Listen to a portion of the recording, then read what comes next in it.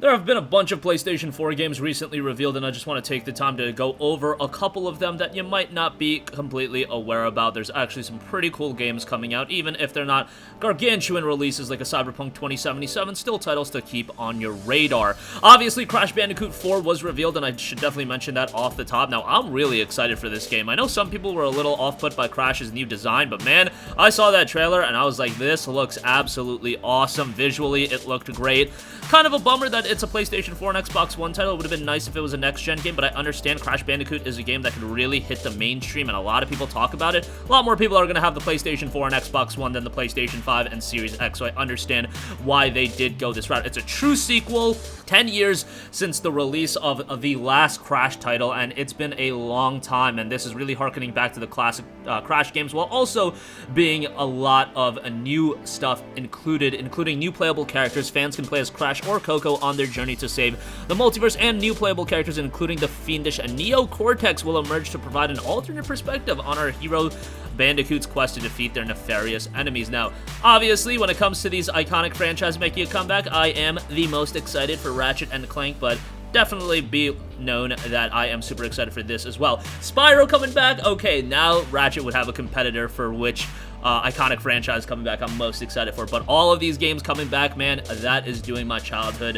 nostalgia wonders. Alright, moving on from that, Iris Fall coming to PlayStation 4, Xbox One, Switch this fall. Puzzle adventure game currently available for PC.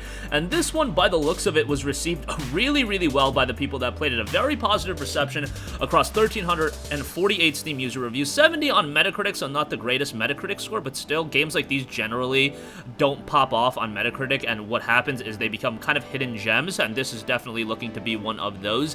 It's at $5.99 as a part of the summer sale, so you can pick it up right now that way. Otherwise, it will be coming sometime on other platforms and announced during the New Game Plus Expo. Next up, we have Metal Revolution coming to PS4, Xbox One, and Switch in Q4 of 2020. A new generation of fighting game, Metal Revolution, noted to be that the minimalistic control, deep gameplay, and the cyberpunk robot theme are designed to bring a fresh experience. The game is supported across all platforms and multiple languages to let players from around the world seamlessly enjoy fighting in the new gaming era. There's no room for those who hold back, no place for weakness. For the fighters who never flinch in the face of furious combat, welcome to Metal Revolution. Steam page is already up, man. I like the look of this game, honestly. Definitely a little bit of a different stylized fighter, but we definitely need that. A lot of the fighting games that employ different characteristics about them, that's really what's going to set them apart from one another, because honestly, if you look at the market right now, I mean, I'm not a big fighting game fan, but I feel like fighting games have more competition now than in a long time. I mean, you got DB Fighter, Street Fighter, Smash, you got like all these fighting games, and a lot of them are really, really good. Like, again, I'm not going to get super competitive in these games. I kind of suck to get that far, but as far as couch fun with a fighting game and occasionally go online and get mollywopped, I do enjoy that. Alright, next up, Bloodstained Curse of the Moon 2 for PlayStation 4, Xbox One, Switch, and PC. So yes, it looks like Bloodstained is going to be fleshed out as a franchise. It looks like the games have been selling pretty well. Koji Igarashi and Inti Creates team up once again to bring you a direct sequel to the 8-bit installment in the Bloodstained series, Curse of the Moon. More classic style Bloodstained action is coming. Very much an old school look. This game looks like it was an older title on like the NES or Super Nintendo, but it still looks pretty good.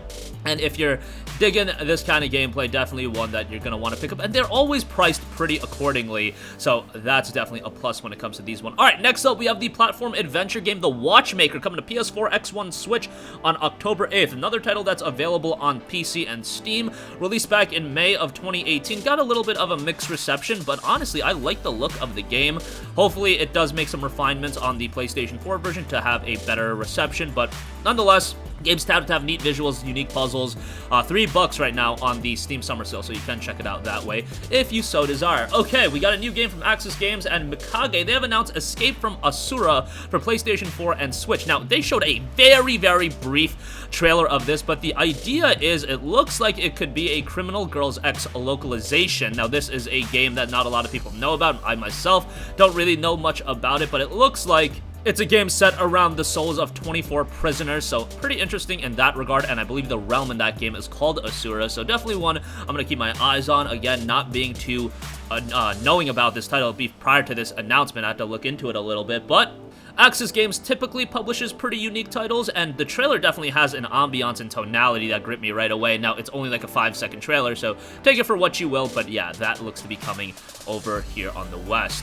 YZ9 Mushroom Maze is coming west for PlayStation 4, Switch, and PC. Now, Switch and PC are coming in 2021. Actually, it's coming, all of the versions are coming in 2021, so that's exciting.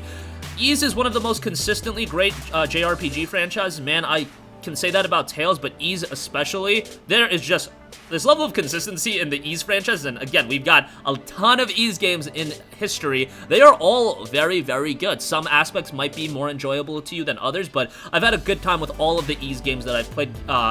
Introduced to the franchise with Ys 7 on the PSP, and then it kind of exploded there.